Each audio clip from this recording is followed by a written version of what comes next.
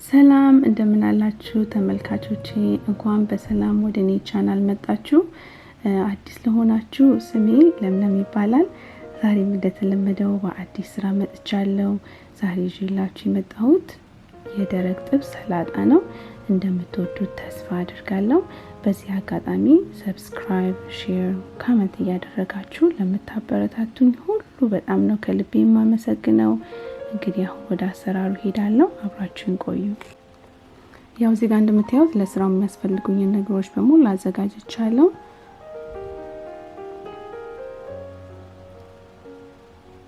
የበግ ስጋ ነው ያዘጋጀሁት።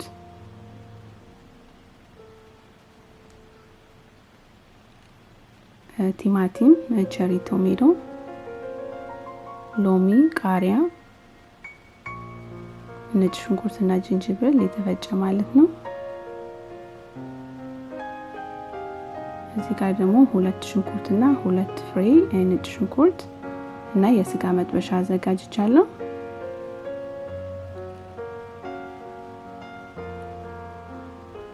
እንግዲህ አሁን ስራውን ስጀምር የጋለ መጥበሻ ላይ ዘይት ጨምራለሁ።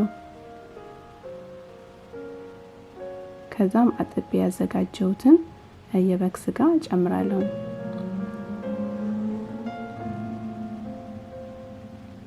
ትንሽ አልፎ ትንሽ ጮማ አለው። እንደውም ጮማ ያጣፍጥልናል፣ ጥሩ ነው። እና አጥቤ ስለሆነ ያዘጋጀሁት ትንሽ መረቅ ሊያወጣብን ይችላልና የግድ መረቁ እስከሚወጣ ድረስ በደንብ አድርገን መጥበስ አለብን ማለት ነው። መረቁ ግን ብዙ የማይወጣ ከሆነና ምንም አልደርቅም ካላችሁ ረጅም ጊዜ የሚፈጅ ከሆነ መረቁን አውጥቶ ትንሽ ዘይት ጨምሮ እንደገና መጥበስ ትችላላችሁ ማለት ነው። አንዳንዴ ውሃው መረቁ ሊያልቅ አይችልም። ዝም ብሎ የተንተከተከ የሚያስቸግረው ረጅም ጊዜ ይፈጃልና ዝም ብሎ መረቁን ደፍቶ ትንሽ ዘይት ጨምሮ መጥበስ ይቻላል ማለት ነው። እዚህ ጋር እንደምታዩት የስጋ መጥበሻ ቆንደ በርበሬና ትንሽ ኮረሪማ ስጋውን ማሪኔት ለማድረግ ጨምሬያለሁኝ። ያው እናንተ የምትወዱትን የምትፈልጉትን ቅመም መጠቀም ትችላላችሁ።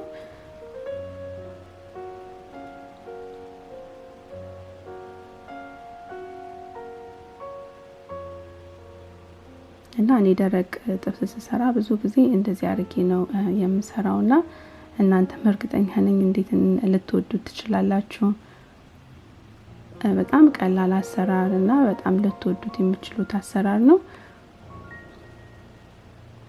ያው እንዳያችሁት እዚህ ጋር ብዙ መረቅ አለውና እሱ መረቅ እስከሚወጣልን ድረስ ትንሽ እንጠብቀዋለን። ከዛ ይሄ የተንተከተከልን እየደረቀልን ማለት ነው። የውስጡ የሚገቡትን ግብአቶች አዘጋጃለሁ። እኔ የመረጥኩት የቸሪ ቶሜቶ ነው፣ ግን ኖርማሊ የምትፈልጉትን እናንተ መጠቀም ትችላላችሁ።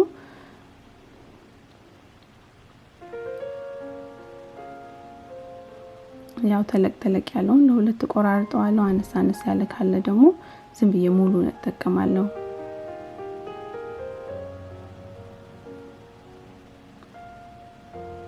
ይሄንን የጥብስ ሰላጣ ስንሰራ የምንጠቀመው ሰላጣ ቲማቲም፣ ሽንኩርትና ቃሪያ ብቻ ነው። ለምን ብዙ ጊዜ ደረቅ ጥብስ የሚሆን እርጥብ ጥብስ ሲሰራ ማለት ነው የሚገቡት ነገሮች እነሱ ስለሆኑ ነው። አቮካዶ ወይም ደግሞ ቆስጣ ሰላጣ ምናምን ብንጠቀም እዛ ውስጥ በምንጨምረው ጊዜ ያው ሙሽሽ ስለሚል ሙቀቱ ሲነካው ማለት ነው።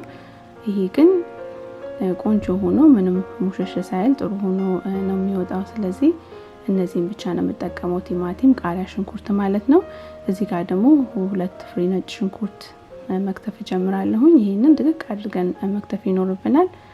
ምክንያቱም ይሄንን ለሰላጣው ድሬሲንግ የምጠቀምበት ስለሆነ ፍጥጥ ሲል ደስ ስለማይል ነው። ነጭ ሽንኩርት የምትወዱ ከሆነ ምንም ችግር የለም። እኔ ስለምወድ ቢፈጥም ምንም ችግር የለብኝም። እና ለብቻው በጎድጓዳ ሳህን እናዘጋጀዋለን። ከዛ ሎሚ ወይም ላይም መጠቀም ትችላላችሁ።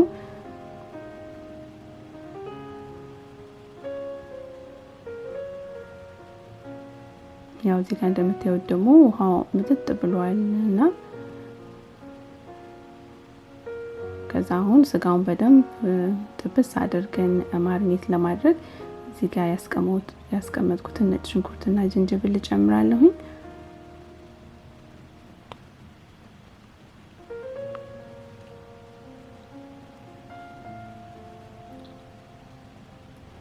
እሱን ከጨመርኩ ደግሞ ያው እስከሚጠበስልኝ ስጋው ለሰላጣው ድሬሲንግ እያዘጋጀው ነው። ቁንደ በርበሬ፣ ትንሽ ጨው እና ደግሞ ኤክስትራ ቨርጂን ኦሊቭ ኦይል ጨምራለሁ።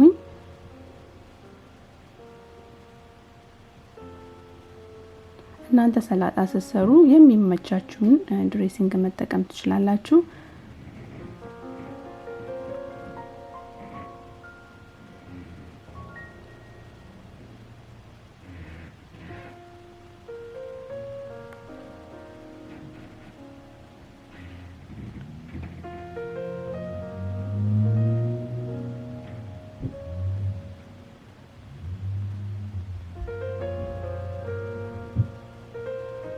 ከዛ እንደዚህ ከደባለቅ ነው በኋላ አሁን ወደ ዳር እናስቀምጠዋለን ማሪኔት እንዲሆንልን።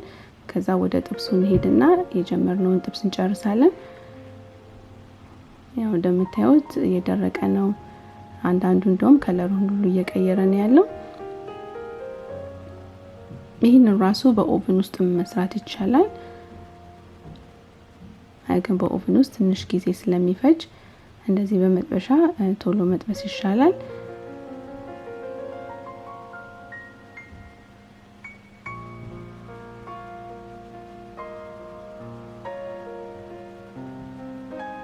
ከዛ ሊወጣ 1-3 ደቂቃ ሲቀረው ትንሽዬ ሽንኩርት ከግማሽ ራስ ያነሰ ሽንኩርት ድቅቅ አድርጌ ከትፌ ጨምረዋለሁኝ።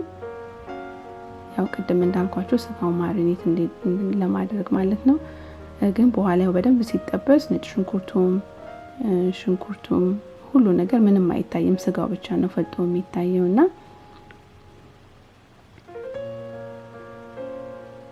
እና ትንሽ ጨው እናደርጋለን። ያው አሁን ስለበሰለ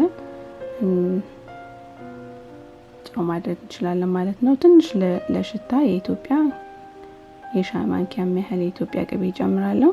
የስጋ መጥበሻ ያው የስጋ መጥበሻ ቅድም እንዳያችሁት የተፈጨ የስጋ መጥበሻ ጨምሬያለሁኝ።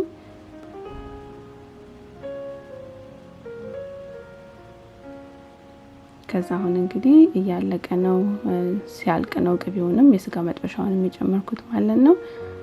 እና አሁን የስጋው ማለት ቅቤው ከቀለጠልኝ በኋላ ከዛ ጋር ቅድም ያዘጋጀሁትን ሰላጣ